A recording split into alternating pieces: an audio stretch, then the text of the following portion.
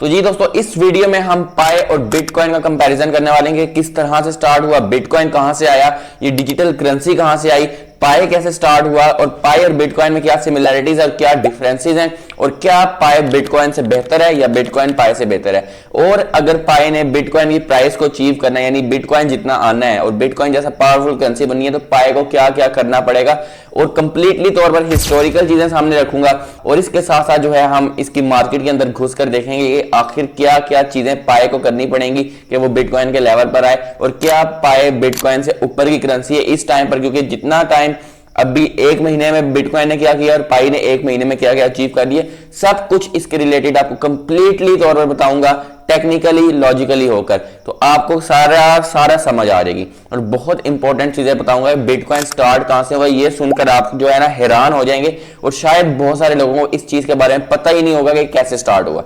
तो फिर चैनल को सब्सक्राइब कर लो ताकि इस तरह की इंफॉर्मेटिव वीडियोस आप तक आती रहें। और बाकी जो है हमारी वेबसाइट को विजिट कर लो, ऊपर आ रही cashlane.com, जहां पर आपको हर तरह की क्रिप्टो की अपडेट्स, पाई की अपडेट्स और जॉब्स के रिलेटेड अपडेट्स मिलेंगी जो कि पाकिस्तान की जॉब्स हैं। चलें अब कंप्लीटली तौर पर स्टार्ट करते हैं वीडियो को।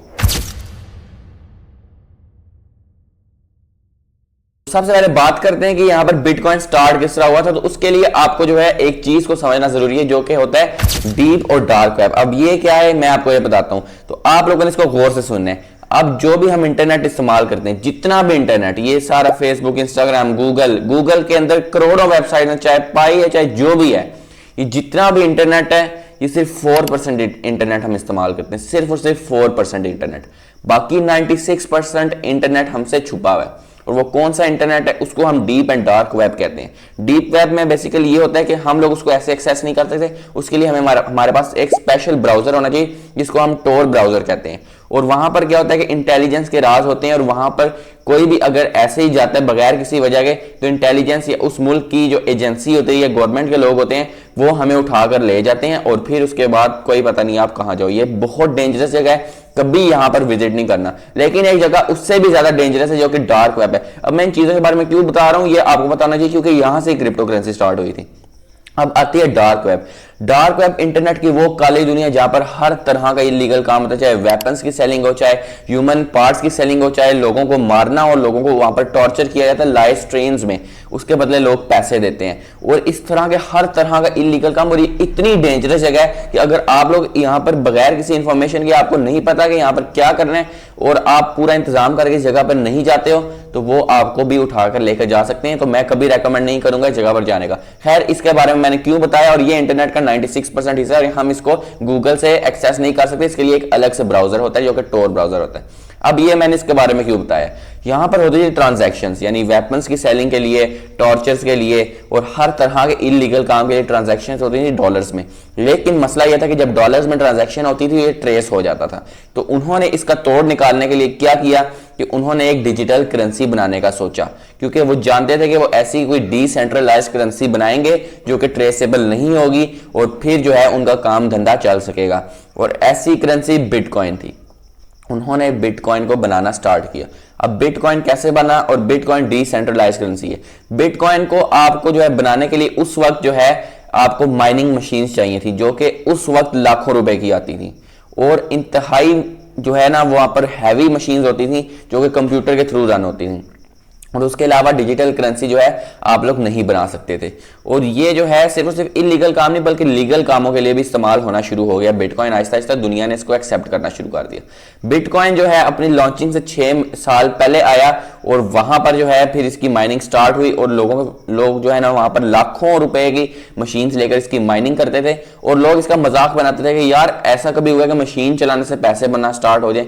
और 6 साल माइनिंग के बाद बिटकॉइन लॉन्च होता है और बिटकॉइन सिर्फ और सिर्फ 1 सेंट का लॉन्च होता है। सारे लोग शदीद किस्म के मायूस हो जाते हैं कि आखिर इनके साथ हुआ क्या है, क्योंकि बिटकॉइन को एक तो माइन करने वाले बहुत कम लोग थे, जिनके पास बिटकॉइंस थे वो भी बहुत ज्यादा नहीं थे, यानी नॉर्मल थे 10,000 20,000 बिटकॉइन, क्योंकि लोग बहुत कम थे इसलिए उसके हिसाब से कॉइन्स भी लोगों को ज्यादा मिले थे। तो इस तरह से उसका हुआ था और सिर्फ 1 सेंट रेट निकला था। उस टाइम जो है लोगों ने कहा ये फ्रॉड है, ये ऐसा है वैसा है, लेकिन बिटकॉइन ने 1 साल बाद ही $1 को हिट किया जो कि 100x बनता है। और वहां पर बहुत सारी दुनिया ने इसको सेल करना स्टार्ट कर दिया, $1 से दोबारा से डाउन आना स्टार्ट हो गया था। लेकिन वो एक ट्रैप था। क्यों ट्रैप था? क्योंकि दुनिया ने समझा $1 0.01 से $1 पर गया तो ये वापस वहां पर आएगा, लेकिन ये एक ट्रैप था। और यहां पर जो इंटरनेट की काली दुनिया में इसका धंधा चल रहा था वो इतना तेज हो गया बिटकॉइन के थ्रू कि बिटकॉइन की प्राइस डाउन जाने के बजाय अप चलेगी और बिटकॉइन पूरी दुनिया में मशहूर हो गया। और इससे बिटकॉइन फ्यूचर्स ट्रेड में आया और उसके बाद एक्सचेंजेस बनी और उसके बाद एक से एक डिफरेंट करेंसी आना स्टार्ट हुई। इसमें इथेरियम था, जिसमें जो है सोलाना था, डॉज था, XRP था, हर तरह की करेंसी आना स्टार्ट हो गई। और बिटकॉइन ने यहाँ पर स्पॉट ट्रेडिंग को एक तरह से जन्म दिया, यानी स्पॉट ट्रेडिंग जो ऑनलाइन स्पॉट ट्रेडिंग है वो इसी तरह से स्टार्ट हुई। फ्यूचर बहुत पहले की थी लेकिन स्पॉट ट्रेडिंग इस तरह से स्टार्ट हुई। इसमें डिफरेंट एक्सचेंजेस ने कदम रखा, Binance, OKX, Bitget, Gate.io, MEXC, हर तरह की करेंसी जो है अब बिटकॉइन को ट्रेड कर रही है। बिटकॉइन $1000 पर चला गया 2011 से 2013 पर, जो कि बहुत बड़ी जंप थी। और वहां पर जो इतने से लोग रह गए थे जिनके पास बिटकॉइन थे, उन्होंने भी सेल कर दिया और बिटकॉइन जो है वहां पर अब कोई भी सेल करने वाला नहीं था, सिर्फ और सिर्फ बाय करने वाले लोग थे। और बिटकॉइन को जब कोई सेल नहीं कर रहा था, सिर्फ बाय कर रहा था, तो ऑब्वियसली इसने डाउन नहीं बल्कि अप जाना था, क्योंकि बिटकॉइन की सर्कुलेटिंग सप्लाई इतनी कम हो गई थी, इतनी कम कि उसमें थोड़ी सी भी इन्वेस्टमेंट पड़ती थी तो वो स्काई रॉकेट हो जाता था। और इसकी जो है सर्कुलेटिंग सप्लाई उस वक्त 300 मिलियन थी, 300 मिलियन बिटकॉइन। और अब इसमें इन्वेस्टमेंट पड़ते पड़ते बिटकॉइन $30,000 तक चला गया 2019 तक, जो कि एक बहुत बड़ी बात थी। और बिटकॉइन की सर्कुलेटिंग सप्लाई 180 मिलियन की हो गई, जो कि कम होती जा रही थी, यानी सर्कुलेटिंग सप्लाई कम, इन्वेस्टमेंट बढ़ेगी, प्राइस बूम करेगी। और अब बिटकॉइन $1,07,000 तक टच कर चुका है और बिटकॉइन का इस वक्त मार्केट कैप $1.3 ट्रिलियन का है, जो कि बहुत बड़ा मार्केट कैप है और दूसरा कोई भी कॉइन इसके करीब नहीं आ पा रहा है। तो इस वक्त बिटकॉइन क्रिप्टो करेंसी का राजा है और इस वक्त जो है बिटकॉइन को कोई भी डिफीट नहीं कर पा रहा। लेकिन अब आते हैं हम पाई कॉइन की तरफ कि पाई कॉइन कैसे स्टार्ट हुआ। बिटकॉइन जिन कामों के लिए इस्तेमाल होता है उसकी वजह से बिटकॉइन बहुत स्ट्रांग है। लेकिन अब आता है पाई कॉइन, और पाई कॉइन वो पहली क्रिप्टो करेंसी थी जो फोन पर माइन होती थी और कोई भी यकीन नहीं करता था कि फोन पर आखिर कैसे क्रिप्टो करेंसी माइन हो सकती है, क्योंकि पहले जो माइनिंग होती थी वो थी माइनिंग मशीन्स पर, लाखों की माइनिंग मशीन्स आती थी और फिर जाके लोग माइनिंग करते थे। लेकिन बिटकॉइन, ये जो पाई कॉइन है, सिंपल फोन पर माइन होता था, एक आपने टैप करना होता था और माइन होता था। लोग कहते थे ये फ्रॉड है क्योंकि फोन पर माइनिंग नहीं हो सकती, लेकिन टेक्नोलॉजी बदलती है, जैसे कि वीडियो कॉल्स पहले कंप्यूटर पर होती थी, अब सिंपल फोन पर हो जाती। इसी तरह से क्रिप्टो करेंसी की माइनिंग भी चेंज हुई। उसके बाद क्या हुआ कि रेफरल सिस्टम आया। अब लोगों ने कहा कि जो चीज रेफरल सिस्टम पर होती है वो एक सिंपल फ्रॉड होती है, और यहां पर लोगों ने रेफरल जो है करके अपने माइनिंग रेट इंक्रीज किया, लेकिन ये भी रॉन्ग प्रूव हो गया। उसके बाद लोग कह रहे थे कि ये फ्रॉड है, इसको इतने साल हो गए, इसने कोई ऐलान नहीं किया। लेकिन आता है फरवरी 20, 2025 जब पाई ने अपनी ओपन मेन नेट का ऐलान किया, और पाई उससे पहले इतने बड़े कदम उठा चुका था कि आपकी सोच, इसमें पाई ने अपनी KYC का ऐलान किया, पाई ने यहाँ पर वॉलेट्स का ऐलान किया, पाई ने यूटिलिटीज का ऐलान किया, और बहुत सारे स्पेशल लोग। और इसके जो है जो जिन्होंने क्रिएट किया था वो ऑक्सफोर्ड के स्टैनफोर्ड के जो है वहां पर प्रोफेसर से। जबकि बिटकॉइन को देखा जाए तो बिटकॉइन का जो क्रिएटर है वो एनोनिमस है, क्योंकि वो आदमी जो है डीप एंड डार्क वेब यानी डार्क वेब का हो सकता है हिस्सा हो, इसकी वजह से वो अपना नाम रिवील नहीं करता, क्योंकि उसको डर है कि इस तरह के इलीगल कामों में कहीं वो पकड़ा न जाए। लेकिन पाई कॉइन एक बिल्कुल शफाफ सिस्टम है जिसमें इसके जो फाउंडर है पूरी दुनिया के सामने दुनिया के साथ इंटरेक्ट करते हैं। और पाई कॉइन ने इतने हैरानकुन बातें की, जो कि इतने हैरानकुन माइलस्टोन्स को अचीव कर लिए, जो कि बिटकॉइन जो है अचीव कर ही नहीं पाया था। एक महीने में बिटकॉइन ये काम करने का सोच ही नहीं सकता था। पाई कॉइन ने आते ही सबसे पहली बात इतनी बड़ी कम्युनिटी, जबकि बिटकॉइन की छोटी सी कम्युनिटी थी, पाई कॉइन की इतनी बड़ी कम्युनिटी थी, और पाई कॉइन इतनी बड़ी कम्युनिटी के साथ $2 प्राइस लॉन्चिंग पर निकाली, जबकि बिटकॉइन की छोटी सी कम्युनिटी थी और उसकी जो है फिर भी 1 सेंट कीमत निकली थी।